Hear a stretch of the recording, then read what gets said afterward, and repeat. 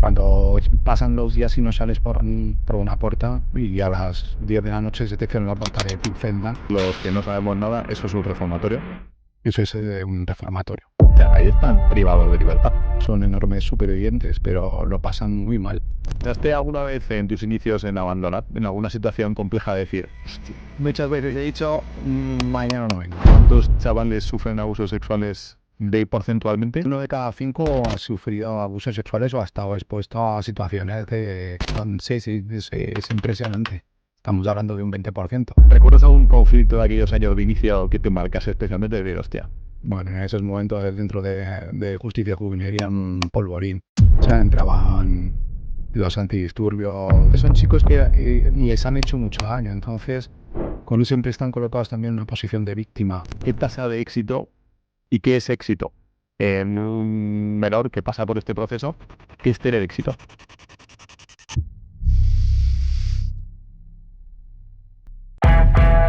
Morir de éxito, un podcast de Miguel Ángel Ferrer.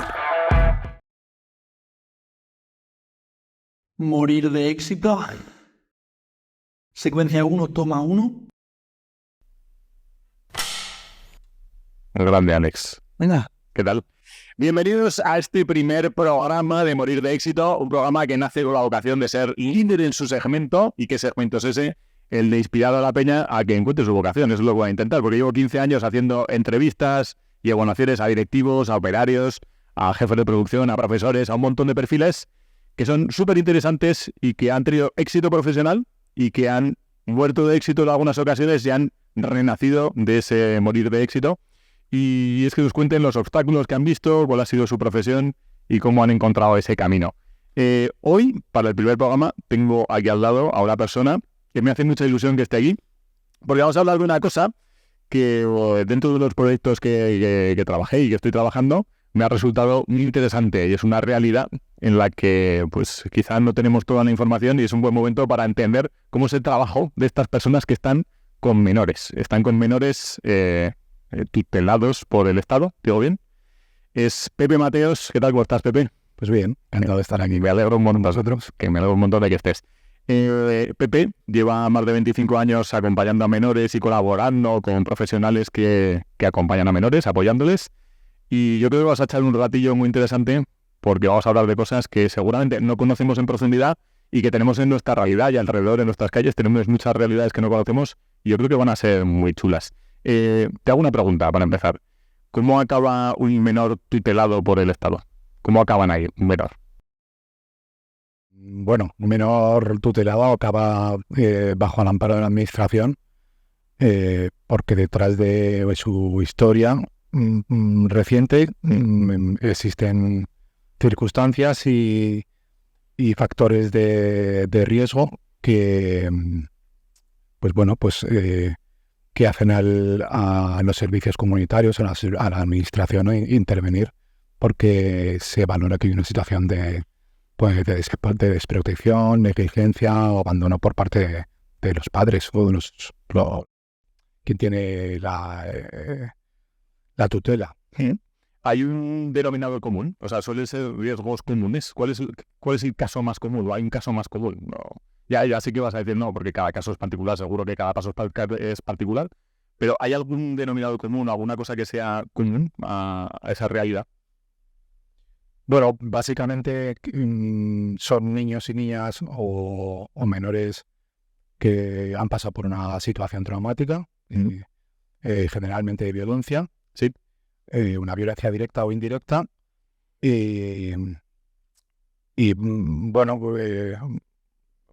puede ser por un tema de abandono, puede ser por un tema de violencia dentro del ámbito familiar, puede ser una negligencia. Bueno, en muchos casos hay circunstancias que se mezclan.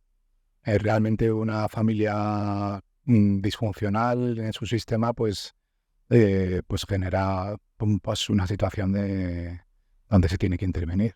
¿Y qué es una familia disfuncional? Disfuncional a muchos niveles. Bueno, tiene que haber una precarización a nivel de las atenciones y de los cuidados de los chicos, de los chicos y de las chicas, o de los niños y de las niñas, y otros factores, pero básicamente hay una falta de cuidados. y de las atenciones básicas que se requieren en la infancia o en la adolescencia. Joder, que cuando llegan allí a vuestros centros, digamos, diferentes, supongo que habrá diferentes realidades como diferentes niños y habrá diferentes centros que se acomoden a esas realidades, pero cuando llega un menor a vuestras manos, ¿qué es lo primero que hay que hacer? ¿O qué es lo primero que hacéis? Bueno, los menores llegan a nuestras manos porque son derivados por la administración. ¿No? Previa valoración de los técnicos de la administración, ya sea dentro del ámbito local o del ámbito, en este caso, autonómico. Lo primero que hacemos es pues bueno, acogerlos y proveerles de un espacio donde se les cuida, se les atiende, se les da cariño, se les ofrece seguridad, un espacio de seguridad, de confortabilidad, de amabilidad, algo que en muchos casos o en diferentes situaciones a lo mejor no han podido vivir o no viven. ¿Cómo reaccionan cuando ven esa realidad diferente seguramente a la que han vivido en sus familias? ¿Cómo reaccionan habitualmente? Bueno, muchos de los niños y de las niñas les cuesta salir de un hogar porque ellos han vivido con quien les ha tocado vivir y no dejan de ser sus padres o sus madres. Entonces, a veces se vive con cierta resistencia, siempre con dolor. En muchos casos entiendo que hay una sensación también de liberación, en cierto modo, en todo caso siempre son situaciones muy delicadas, ¿no? Y se les tiene que tratar con extremo cuidado y con mucha cautela. ¿Y tú empezaste con todo esto? Porque acabar en ese entorno, digamos, al final es una cuestión que yo entiendo que es vocacional, como en muchas cosas en esta vida. ¿Cómo te dio por dedicarte a los menores? ¿Cómo fue tu historia personal? Pues yo en principio estudié en magisterio, la rama de audición y lenguaje, pero siempre he estado relacionado con el voluntariado y hice la prestación social también en una asociación que trabajaba o intervenía con niños fundamentalmente, pero también adolescentes con problemas en la conducta de la comunicación. Y a raíz de ahí, pues de forma un poco carambólica, ¿Sí? Pues terminé con 23 años pues en un centro de justicia juvenil. ¿Eso qué es un centro de justicia juvenil? Pues es un centro de carácter autonómico en Aragón, que hay uno solo, donde adolescentes de 14 a 18 años, atendiendo a la ley de responsabilidad penal del menor, cumplen una medida judicial por un delito que han cometido. Eso, digamos, los que no sabemos nada, ¿eso es un reformatorio? Eso es un reformatorio. ¿Se le llama reformatorio en vuestro ámbito o no? Tendríamos que intentar evitar esa nomenclatura, o sea, esa forma de referirnos a ello, pero bueno, sí, se habla de forma muy coloquial. O sea, que empezaste fuerte, empezaste en una realidad que evidentemente para nosotros, para ti no es fuerte, porque es la con la que conviviste, pero a cualquiera le dicen, joder, el reformatorio. Y dices, hostia, bueno, pues en el reformatorio hay historietas, en el reformatorio hay historietas. Una experiencia muy potente y en una situación donde aún se consideran menos muchas de las circunstancias que rodeaban a la intervención con estos chicos y chicas, y también de las condiciones de los profesionales y las condiciones que tendría que tener un centro para atenderlos en condiciones. ¿Tú cuántos años tenías cuando empezaste a colaborar con él? Cuando empecé a trabajar, 23 años. ¿Y cómo afronta un tío de 23 años, bueno, jovenzano de 23 años, apuesto y apolíneo como tú, cómo se enfrenta a esa realidad? Es decir, yo entiendo que este trabajo necesita un trabajo interior. ¿Con 23 años estás preparado para ciertas realidades y ciertos conflictos que viviste ahí? No estás. Yo personalmente no me sentía preparado. Había un entusiasmo, un empuje, algo relacionado con el roto y con la vocación que siempre había tenido de intentar ayudar al otro o estar más cercano a las necesidades, antes en un ámbito y ahora más en otro ámbito. Y bueno, se suple a base de entusiasmo, de un grupo humano de compañeros que pues que te acompañan y te apoyan en muchos casos, en otros casos no, No tanto, eso es. en otros Es lo que tanto. de los compañeros. Pero sobre todo en tener un grupo de profesionales que te ayudan en el camino y luego ver que son chicas y chicas que bajo esa máscara, esa muralla, esconden pues una vida pues detrás a la que se me puede sacar mucho provecho, pues bueno, eso te va ayudando a ir sobrellevando todas las circunstancias y todas las adversidades que tiene ese trabajo, porque los tiene momentos muy, muy desagradables. Siempre en empresas siempre se da un curso que piden siempre es la gestión de conflictos. Quiero manejar conflictos con mis colaboradores y tal. ¿Recuerdas algún conflicto de aquellos años de inicio que te marcase especialmente de hostia? Bueno, en esos momentos dentro de justicia juvenil eran polvorín. O sea, entraban los antidisturbios. O sea, era desde Me dio la circunstancia que en el año 2000 cambió la ley de responsabilidad penal. Entonces, la ley del menor, entonces cambió la edad. eso es, entonces cambió la edad. Antes los chicos entraban en prisión con 16 años, pues había chicos que llevaban en prisión un tiempo y tuvieron que volver al centro después de pues, tener unos hábitos, unos grados de vida pues, más ajustados a vivir en prisión y no tanto en un centro donde la pretensión es la de educarlos. O sea, que digamos que salieron los que estaban en la prisión y los llevaron al reformatorio a convivir con los que ya estaban en el reformatorio, digamos, ¿no? Sí, entonces fue ¿Tuvo ese momento al inicio, al arranque? Me tocó ese momento que fue especialmente difícil, sí. ¿Tú recuerdas la primera conversación con un menor de estos? Cuando dijiste, bueno, voy para allá, venga, me siento. ¿Recuerdas esa conversación, lo que hiciste y qué perfil era? Sí, recuerdo el chico, el perfil, es que es muy... que puede realmente te puedo decir este chico, pero No, o sea, 50.000. No, o sea, no es tanto el chico, eso es, sino cómo te sentiste tú, joder, el enfrentarse por primera vez a fuego real, digamos. Es decir, qué realidad tenía, es decir, que yo es que partía como tenía como mi edad me permitía tener un deseo ejercer un doble rol, era como más cercano, estaba muy cercano a su edad y eso permitía que en cierta manera ellos colegiasen o se acercasen más a mí porque podían entender que yo podía comprender más sus necesidades o sus demandas, y por otro lado pues intentaba jugármela yo creo que con más ¿Te la colaron un poquillo en algún momento? Te la cuelan, Siempre muy inteligente, ¿no? Muy lista, en cualquier ámbito te la cuelan muchas veces. Los chicos te conocen mucho antes de lo que conoces tú a ellos porque ellos están acostumbrados a mirar al otro, a observarlo, a hacer un análisis y ellos te hacen un chequeo enseguida. Entonces, pues bueno, sí, me la han colado y no pasa nada. Otras veces dejas que te la cuelen porque es la manera al final de la que puedes entrar en la relación con él. Entonces es una cuestión de... Es verdad que la educación social no deja de ser un arte, ¿eh? Un arte que necesita de mucho trabajo. Sí. Es un trabajo de orfebrería muchas veces, ¿eh? Es artesanal. Es muy artesanal, eso es. Sí, porque cada chaval tiene una realidad y hay que entrarle de una forma diferente y supongo que lo que dices tú, con 23 años te acercas de una forma y ellos te ven más cercano, pero la edad y la experiencia te va dando galones de cómo entrar y cómo ver un poco de forma más ágil a ese perfil y decir, este por aquí, o este por allá, este no es lo loco.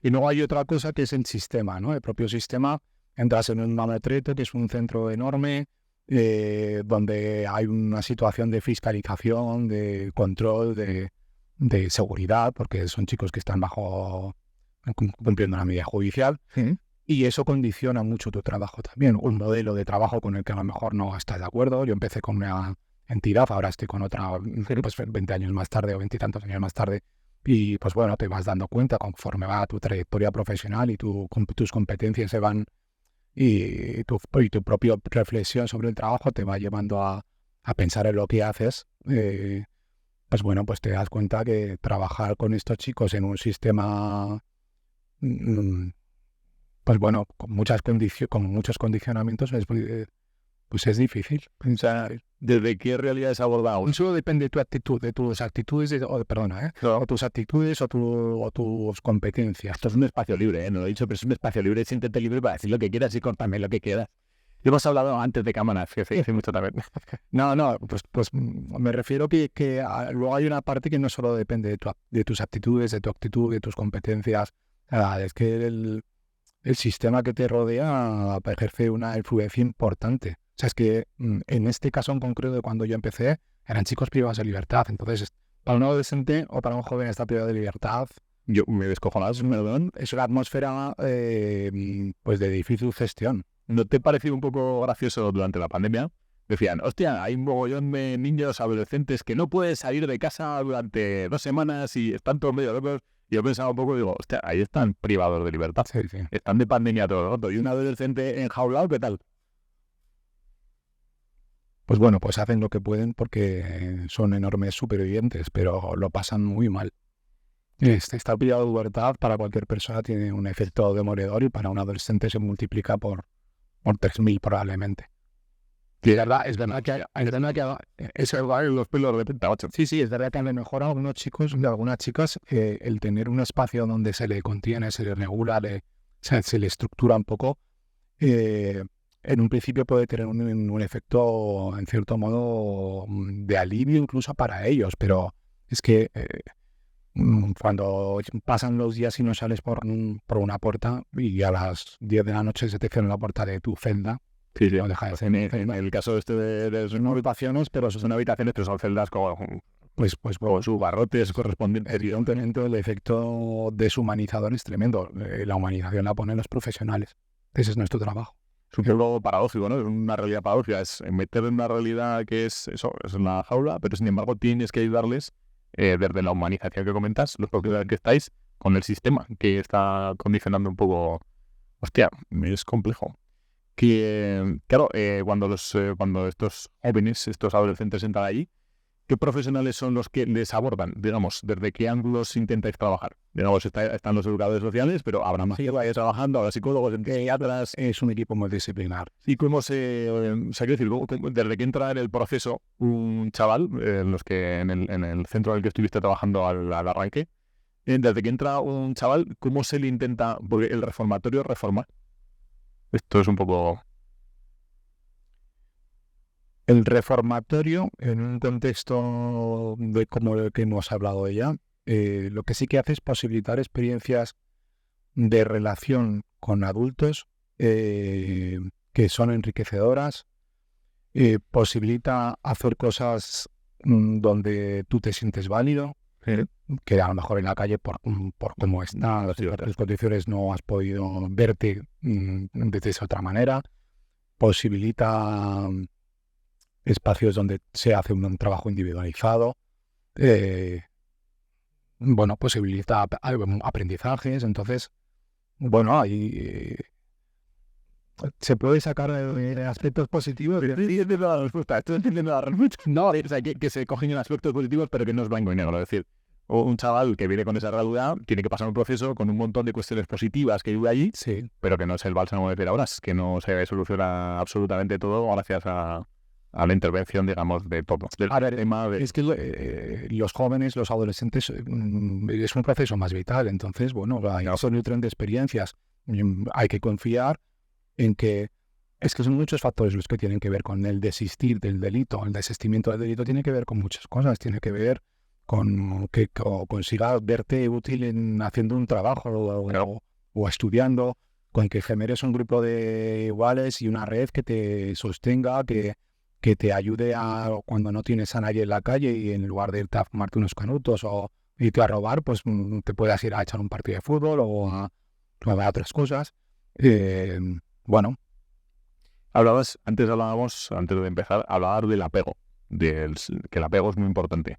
¿En qué sentido? El apego, no te estaban escuchando, estábamos hablando precisamente de eso, de los pequeños que no tienen apego, tienen un apego distinto o no tienen, digamos, has utilizado una palabra que me ha gustado porque yo pienso, una familia normal, ya que es una familia normal, a ti te dicen una familia normal, Pero todavía no hay familia normal. Sí, eso. Que cada familia es distinta a la misma. Hay unos modelos de familiares completamente heterogéneos, ¿no? Entonces, ¿qué es una familia normal? No, una familia que tienes. es una familia la que tienes, y una familia normal es la que nutre experiencia. Eso, hablar de nutricionar, ¿no? Sí, de proveer un entorno nutricio, pues bueno, en cuidados, en cariño, en afectos, en límites. O sea, el apego tiene que ver con eso. El apego es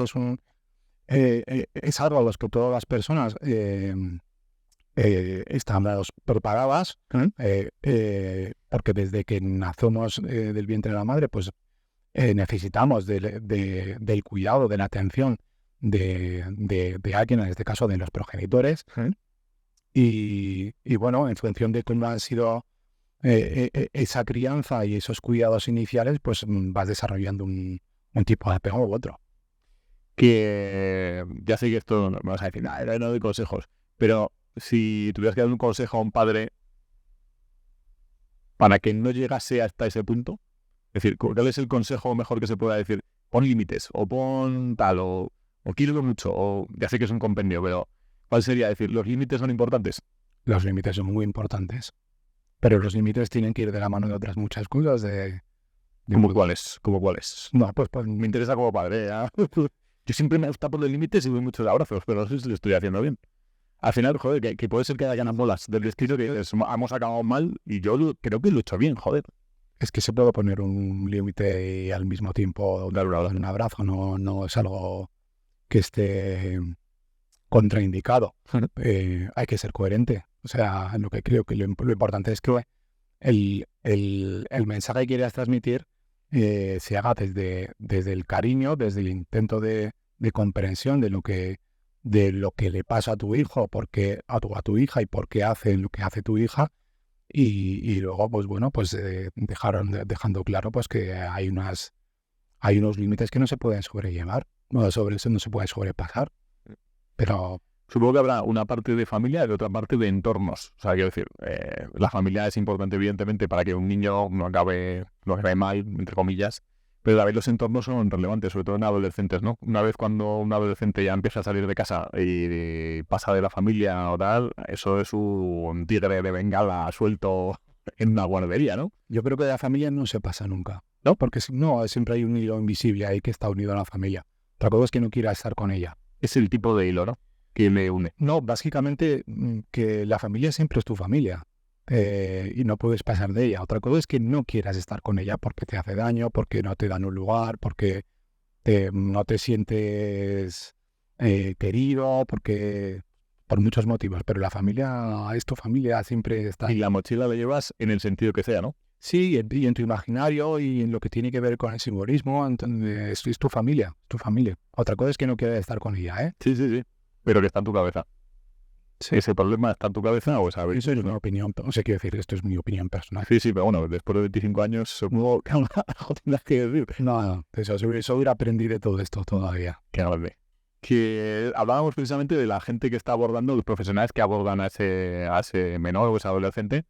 Hay un educador social que su objetivo, digamos, ¿cuál es el objetivo del educador social? O sea, entiendo que hay educadores sociales, psicólogos y psiquiatras, ¿no?, en este entorno.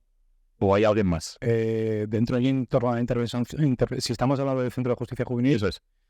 Estamos hablando de un equipo interdisciplinar que va desde los educadores sociales a profesores de educación, que también Profesores de una asignatura concreta, ¿no? A psicólogos, a una técnica de empleo, a un trabajador social, a un maestro de taller, a un monitor deportivo, a una enfermera, a un psiquiatra. Es que es un equipo que atiende pues todas las necesidades que tienen que ser atendidas. Y el educador social, por hablar de uno, hablaremos de unos cuantos, porque tú al final estás coordinando diferentes perfiles, digamos, que tiene su complejidad también, porque entiendo que, claro, un día bueno en el centro, me lo tengo que aprender, ¿cómo es el centro? Vale, me he decidido mejor. Centro de Educación e Internamiento por medida judicial. Vale, por medida judicial para los amigos, ¿vale? Hablaré por medida judicial. Sí. Hablaremos un poco de los diferentes perfiles, pero en el educador social, ¿cuál es el objetivo que tiene en ese caso, en este centro? Pues el educador social es un acompañante de procesos. Yo lo entiendo así. Es una persona que está, pues bueno, acompañando el proceso de un chico o una chica desde que llega, pues generando hábitos, generando valores, trabajando conductas, ¿Qué herramientas suele utilizar? generando inquietudes, Como sería reflexión, que me parece súper complejo. El aprender a desaprender. O sea, un chico de estos al final tiene un montón de hábitos generados en su entorno familiar, en su entorno de amigos, etcétera, etcétera. Como ahora le coges, digamos, lo tienes, lo que dices tú, lo tienes en un sitio encerrado y empiezas a generar valores, hábitos nuevos. ¿Cómo se trabaja eso? Supongo que hay muchas técnicas y muchas herramientas, pero eso en líneas generales, ¿cómo se trabaja? ¿Qué suele utilizar el educador social para eso? pero la herramienta básica es el vínculo. ¿Y qué es el vínculo? Y eso es... Y son palabras que se he oído muchas veces, el apego, el vínculo, tal, pero ¿el vínculo qué es? Pues el vínculo es algo que va mucho más de tener una sintonía con una persona, Sí. con un chico en este caso, y que genera un compromiso mutuo de diseño de un proyecto en común. Básicamente es eso. El vínculo, cuando generas un vínculo, eres capaz de influir en el otro, de ser una referencia para el otro, de contenerle, pues bueno, te conviertes en una persona pues con una gran significación. ¿Y hay alguna táctica para generar un vínculo? No, yo creo que cada persona, hombre, desde luego saber escuchar y tener disponibilidad y ser confiable. Y eso es lo primero. El saber escuchar, ser confiable, ser empático, es fundamental. Pero bueno, también el conocerse a uno mismo y conocer al chico. Hostia, eso sí, Es muy importante también. sí que me parece Por lo tanto, saber de dónde viene el chico y de dónde estás tú también, ¿eh? O sea, porque a la generación del vínculo tú tienes que ir recolocándote en función de cómo el chico te va mirando, ¿no? Y dónde te va situando. que yo entiendo, y lo comentabas también antes, que es un curro importante por dentro, trabajarse por dentro para abordar estos... ¿Hay algún tipo de ayuda? O sea, quiero decir, ¿está estipulado de alguna forma cómo te trabajas por dentro? Una persona que está en estos entornos, quiero decir, al final tenéis ayuda de algún tipo, donde Sí, trabajáis os ayudan. en concreto en nuestra entidad pone a disposición de los profesionales supervisores externos que trabajan todo esto. ¿Y qué hace el supervisor? ¿Cuál es la misión del supervisor? Pues el supervisor es una figura externa en la entidad que permite abordar tanto los procesos que se generan en tu trabajo cotidiano, ¿vale? Y también mejorar las competencias, o bien entender los casos con los que estás trabajando, ser guía y orientar en cómo abordar un caso, una intervención.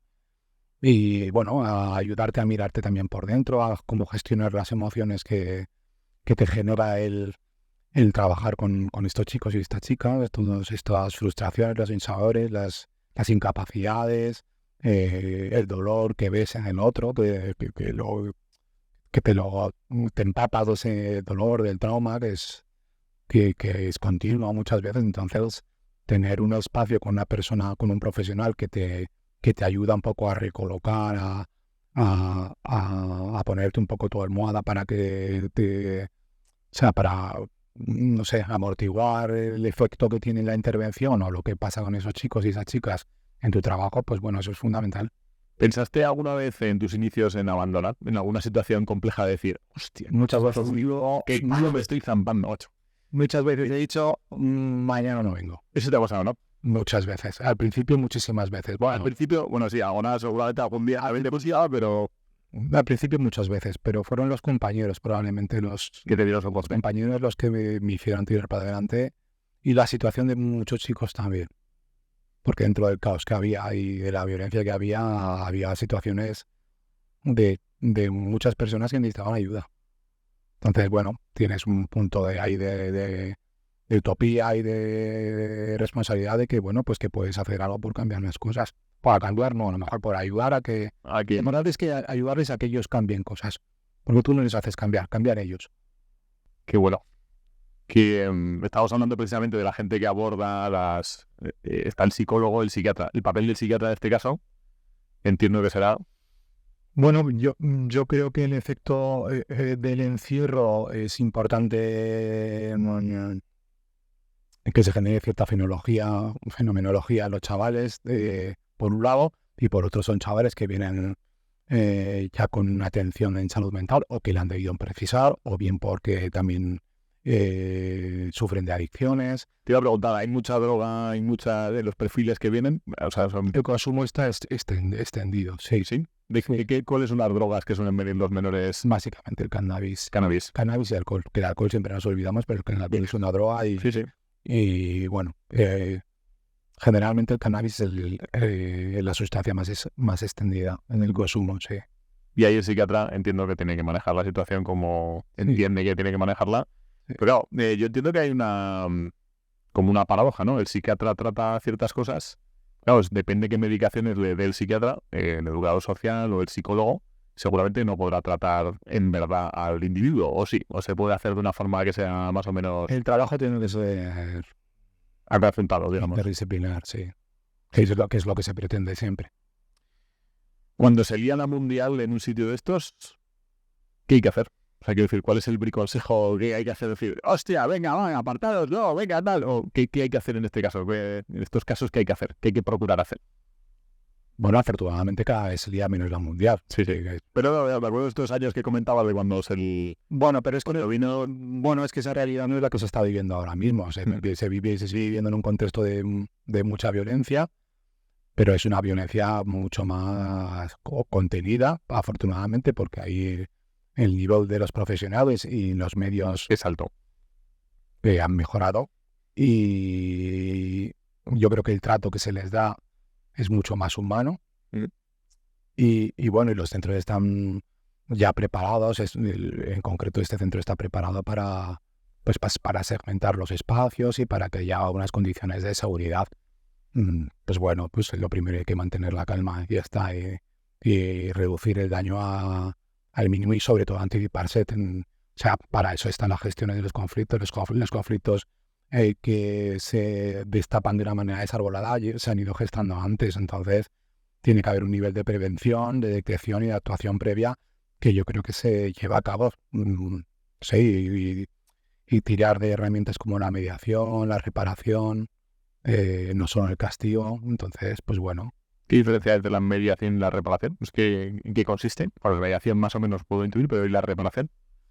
Bueno, la reparación consiste en que tú admites que has podido hacer daño a una persona con alguno de tus actos y estás dispuesta a repararlo de alguna manera, a compensarlo. Si destrozas algo, ayudas a arreglarlo, vale, o utilizas una parte de tu paga para pagarle, o compras otra cosa a la persona, por ejemplo. Esa es una reparación. O puede haber una reparación simplemente emocional. Pues escribes una carta y pides perdón y le dices cómo te sientes y que lamentas haber hecho daño a una persona con tus actos. Eso parece una cosa obvia, pero es evidente que... Sí, es costosa, sí, eso es, pero no es fácil. Bueno, no es fácil. O sea, nos cuesta a nosotros, digamos, que estamos en un entorno que decíamos normal, nos cuesta mucho, pues a una persona que tiene esa vida. Pues... Y sobre todo porque son chicos que les han hecho mucho daño, entonces cuando siempre están colocados también en una posición de víctima.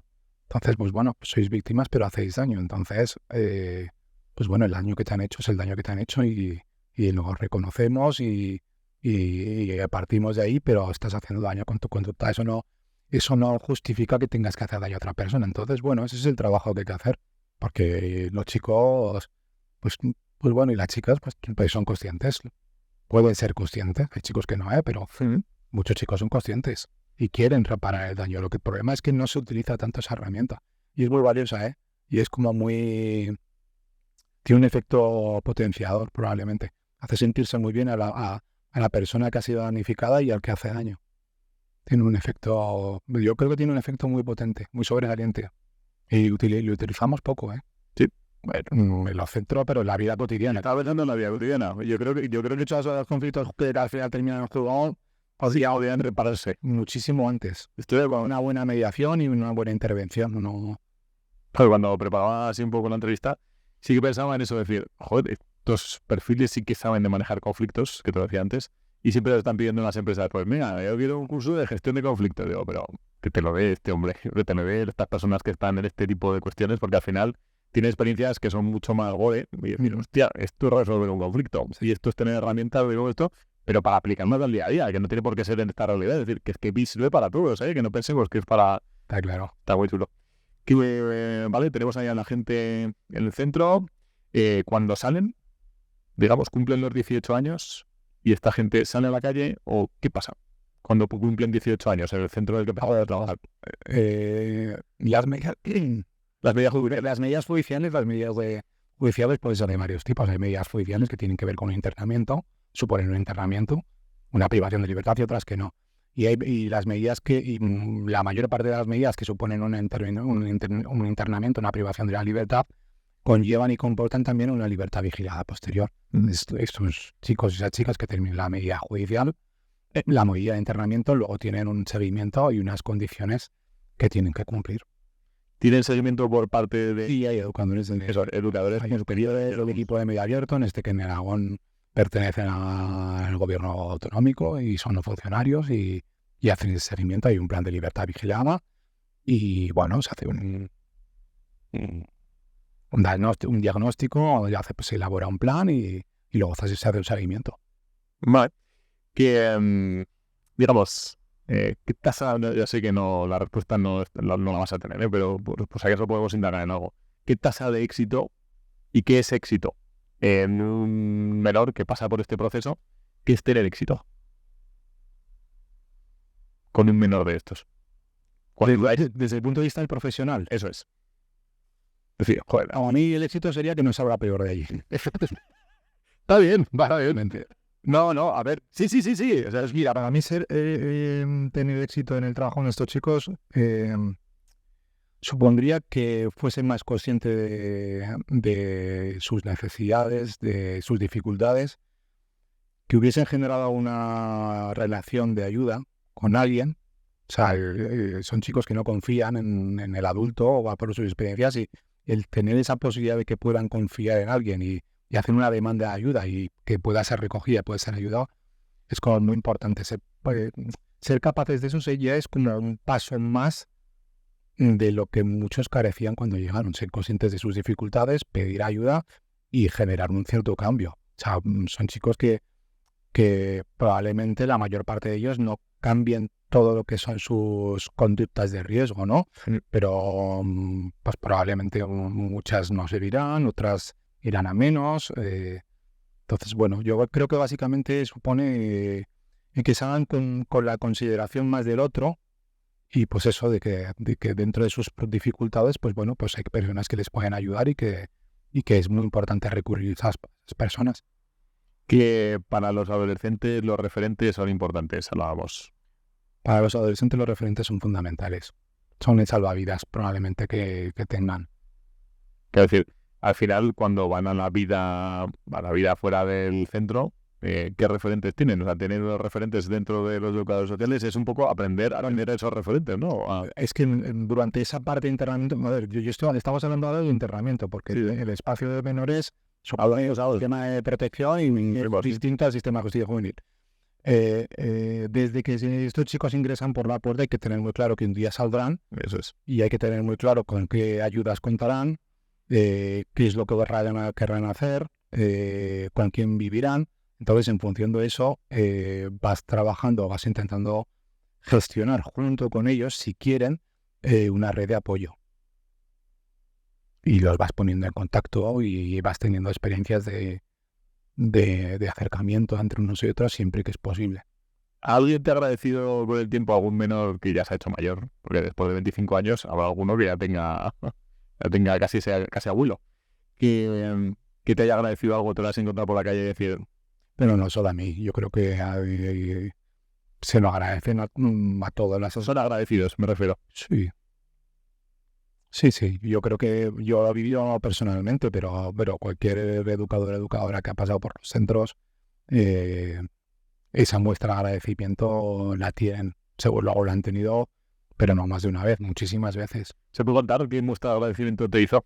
coincidimos con otro compañero que estábamos los juntos con un chico al que habíamos llevado hacía 20 años. O sea, había pasado 20 años. Y coincidimos con él y nos quiso invitar a tomarnos algo en el tubo. Estábamos en el tubo y estaba él por ahí con su mujer y con su niña. Y Eso es, tenía una vida ya... y nos invitaba y no. Quiero decir, es que nos acercamos para decir que le invitamos y nos dijo que no nos iba para la primera ronda. ¡Qué bueno! Sí, sí. Sí, sí. O sea, era un chaval con el que habíais convivido en las primeras fases, digamos, de tu carrera profesional. De 20 años. Y que posteriormente había tenido una familia, una hija... No, ha ido tirando. Eso, ha ido tirando y ha ido a su especie de sus cositas. Ha ido tirando. Pero bueno, formar una familia aparentemente es un buen signo, ¿no?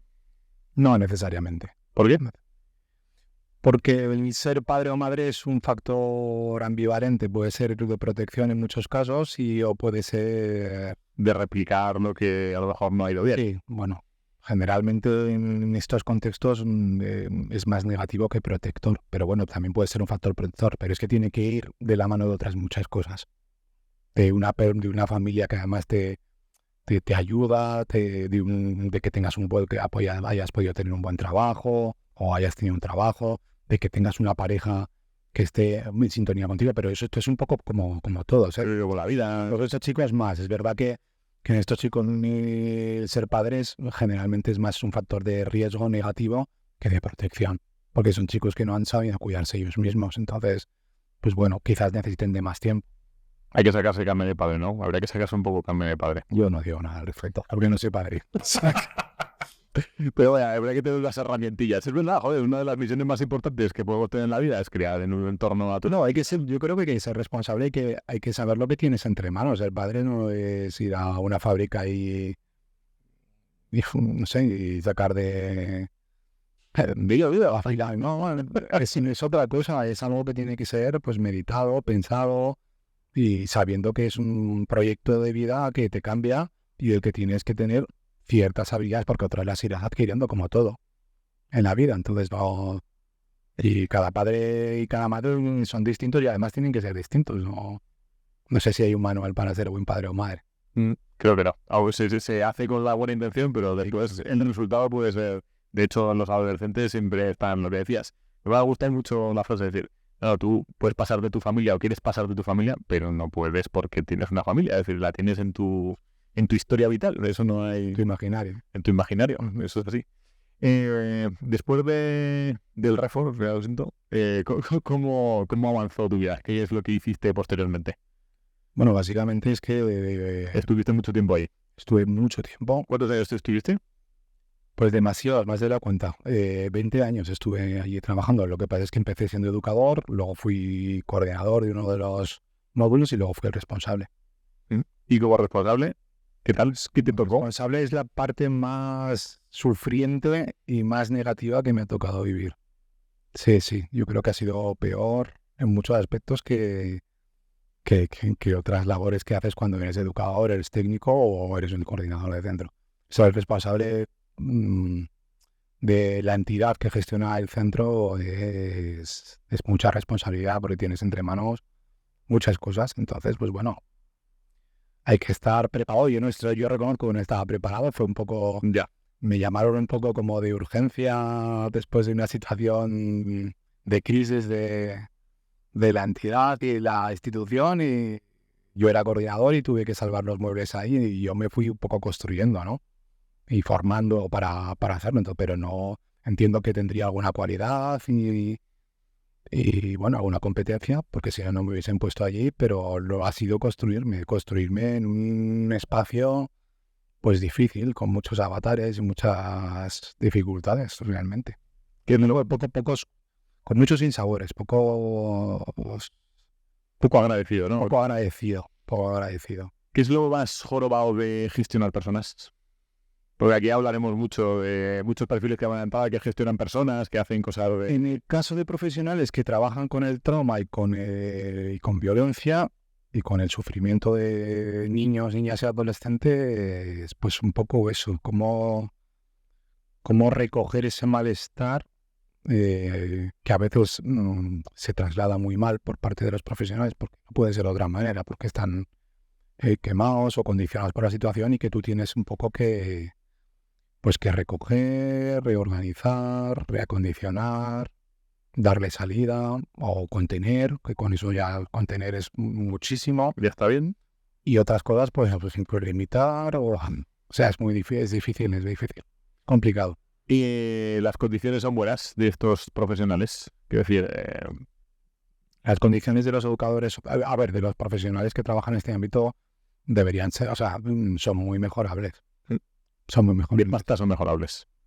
Debería mejorarse. De hecho, se está ahora movilizando un convenio autonómico dentro de Aragón para mejorar las condiciones. Bueno, esto irá por barrios, habrá comunidades autónomas en los que estarán mejor que en otros. Sí, hay comunidades autónomas que tienen su propio convenio autonómico y aquí en Aragón pues también se está luchando por tener un convenio autonómico. Entiendo. Mejoren las condiciones, pero no solo laborales, profesionales, no solo el dinero, que también, o sea, hay otras cosas que hay que atender. Sí, había un tío que se llama Daniel Pink, que es especialista en motivación, que dice, bueno, siempre que haya salubridad con la pasta, hay unas cosas que nos motivan más. Sí. Pero siempre dice, pero tiene que haber salubridad con la pasta. A veces te despiertas todos los días pensando en el, joder, este trabajo es duro, es no sé qué, y además cobro esta mierda, parece que te justifica a ciertas cosas que decir, yo creo que tiene que haber una salubridad siempre en la pasta. Sí. Una cuestión, yo creo que el bueno de Daniel, yo creo que tiene razón. Que cambiando un poco de tercio, ¿qué tal vais, chicos? Alex, ¿todo bien? Todo según lo previsto, fenomenal, me gusta tu estilo desenfadado. Que cambiando un poco de tercio, se habla mucho en las noticias y siempre salen las noticias, lo de los minas. Los minas, muy pesado, ¿no? Muy pesado. Sí. Es una cosa que me gustaría hablar porque al final es una cosa que suele pasar, que siempre que sale algo en las noticias y sabes de eso, dices, pero esto no es verdad, esto no está bien trabajado, tal. Y normalmente el resto de noticias te las zampas como una cosa que está trabajada y normal. Entiendo que los menas es una de las realidades que trabajáis, pero que no les llamáis menas ni los aisláis como menas, sino que son menores tutelados por el Estado, que puede ser menas, o sea, que son extranjeros que han venido de otro país, o puede ser pañuelitos de a pie, que su familia es desestructurada, o puede ser lo que sea, y la realidad es la misma y conviven, ¿no? Entiendo que conviven entre ellos. A ver, es un tema al que no me gusta dedicarle mucho tiempo. No.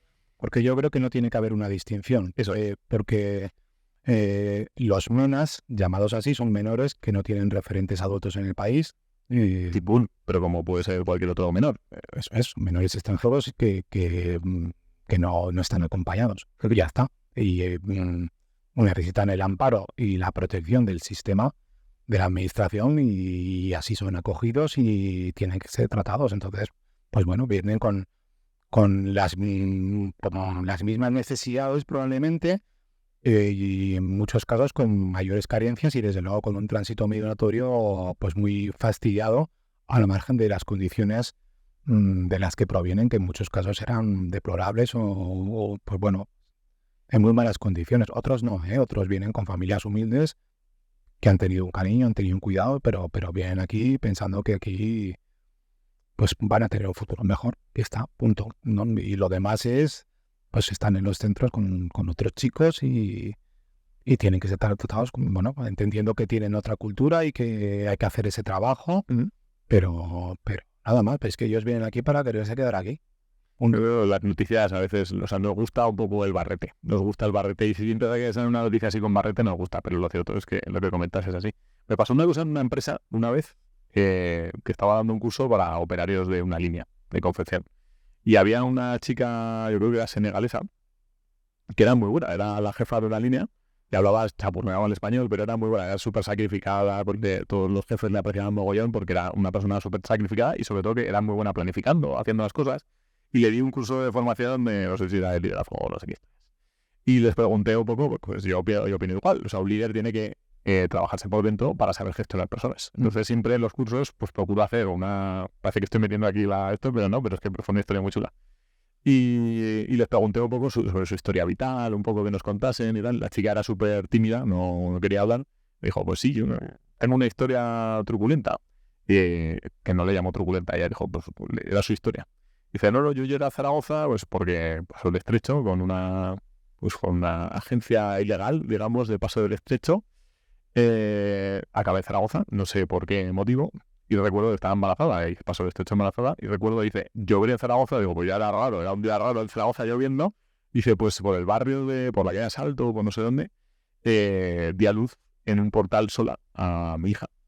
Dice, y todo empezó con una mujer que bajó en el portal y me dijo, sube, anda, una señora mayor. Dice, y a partir de ahí me cambió la vida. Pudo traer escribió a su hija, hubo alguien, el Estado en este caso, el gobierno de Aragón, que le ayudó a hacer esto. Trajo, pues consiguió un trabajo, legalizó su estancia, digamos, consiguió un trabajo, trajo a los hijos y ha dado su vida a los hijos. Es decir, quiero decir, son realidades como estas. Estas son las realidades, no hay que ver mucho más allá. Esto es, lo que yo conozco es un porcentaje muy alto, porque lo que es que nos gusta la delincuencia, ¿no? Es que hay noticia de delincuencia, que hay un grupo de menas que hacen no sé qué, pero la realidad habitual es esa. Y a mí esa historia me encantó porque yo creo que esa es la historia de la mayor parte de las personas que vienen de otros países a vivir aquí o a intentar ganarse la vida. Por eso de los menores. Pero hablemos de los menores tutelados, digamos. Hay un montón de menores tutelados, hablaba y te preguntaba antes, es decir, he visto datos de entre 30.000 y 50.000. Es decir, que es mucha gente tutelada por el Estado.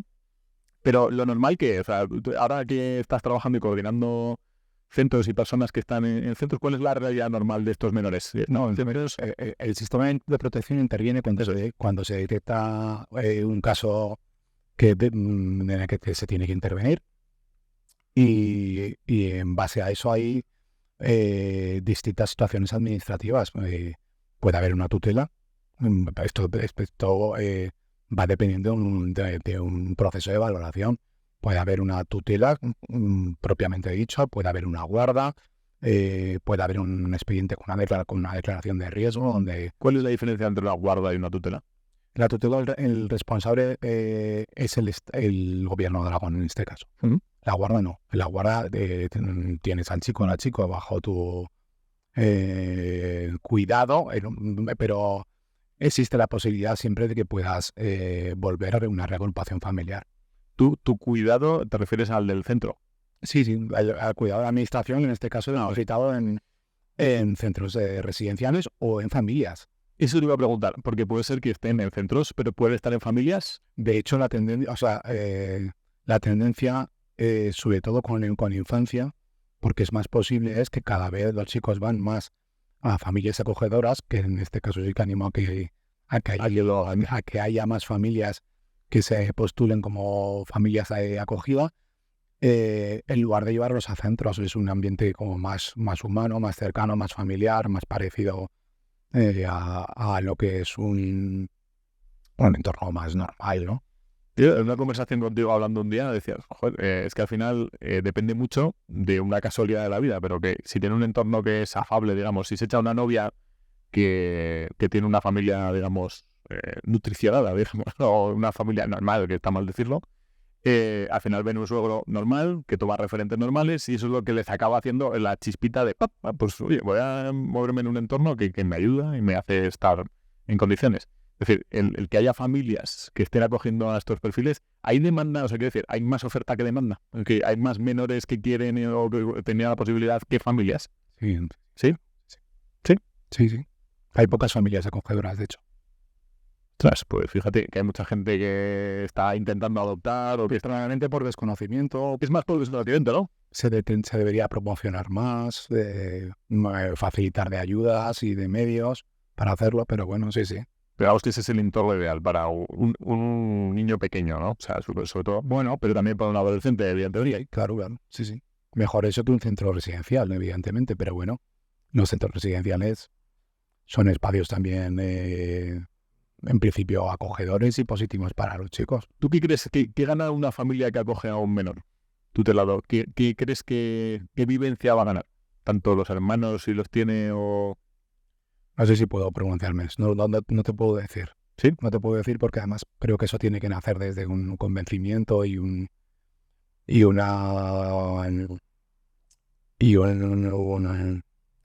proceso de haber mentalizado esa dedicación pues muy profunda. No te puedo decir. No te puedo decir porque es difícil. Además acogen a un chico o una chica o un niño o una niña durante un tiempo sabiendo que no se quedará con ellos. Entonces ahí... O sea, ¿tiene fecha de fin de eso? Sí. En principio sí.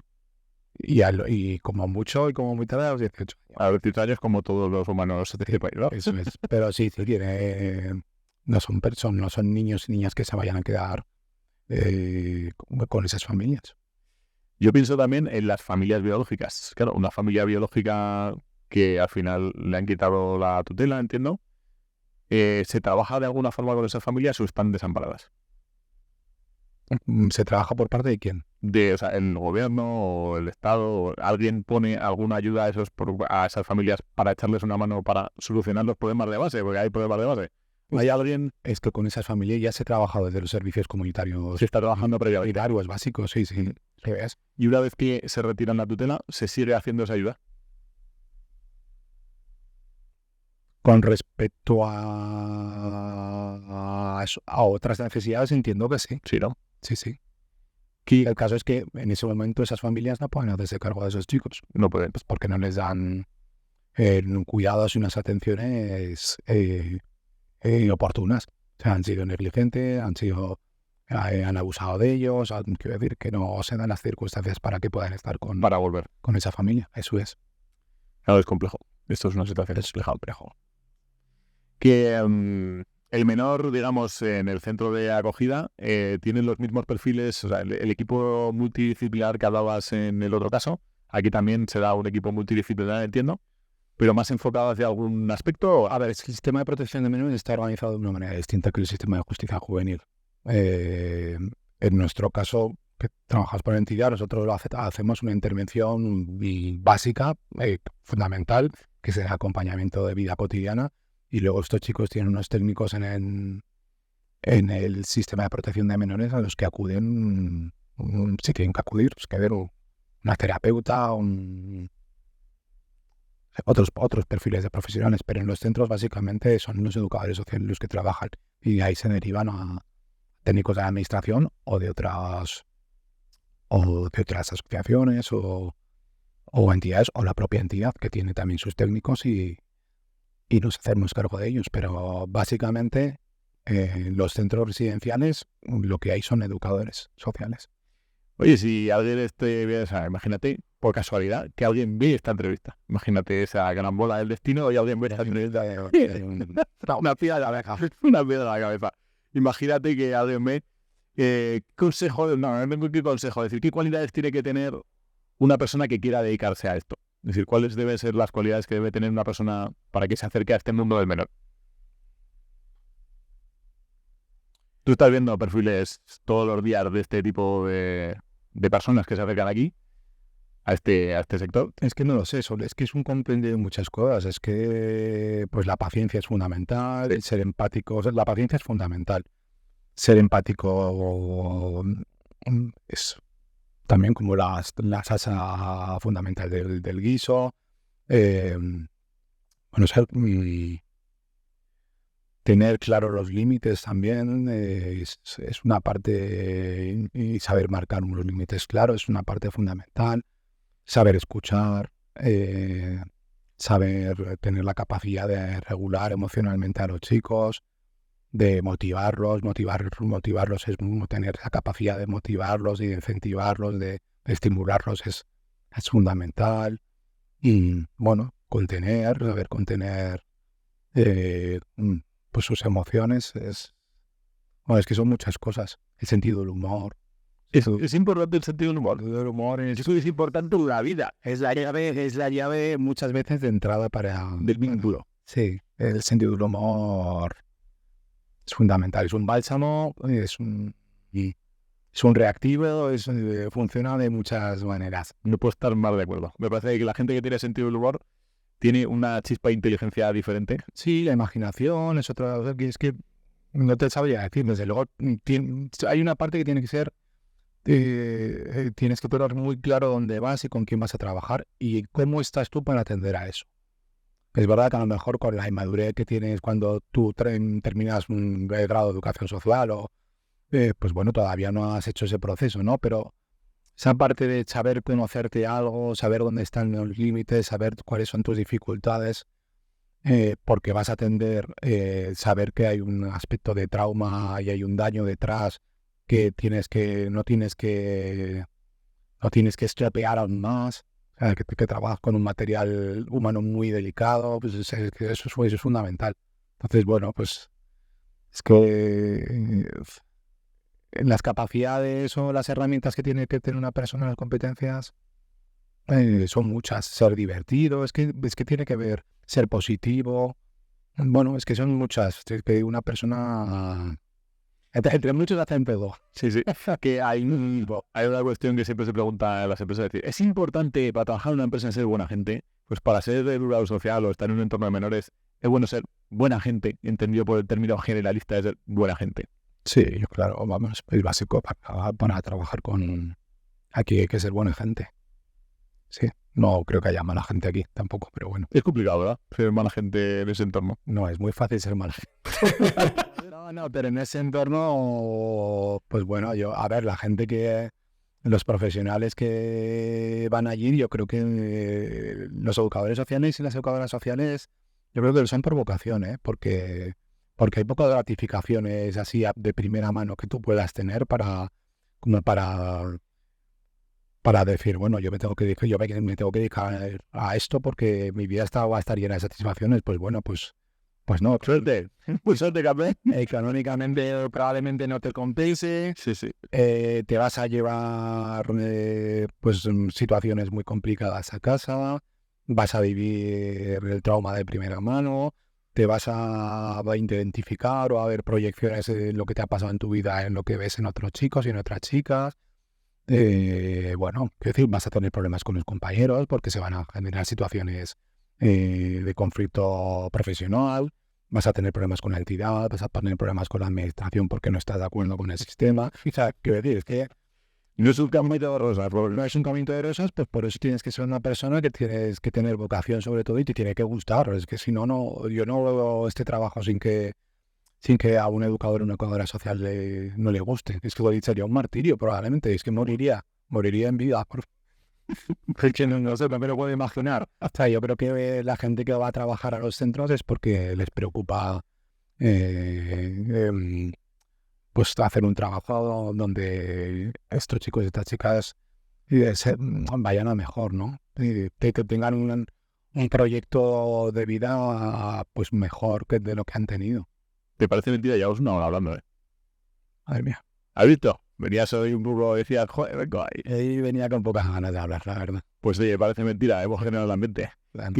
Ya para cerrar y por terminar, me gustaría preguntarte dos cosas que has dicho que me han parecido súper interesantes y una que es muy manida. Es decir, en cualquier curso de liderazgo que se precie siempre se habla de empatía. Y siempre se define la empatía de una forma. Me gustaría que definieras tú la empatía que hace falta. ¿Qué entiendes tú por la empatía?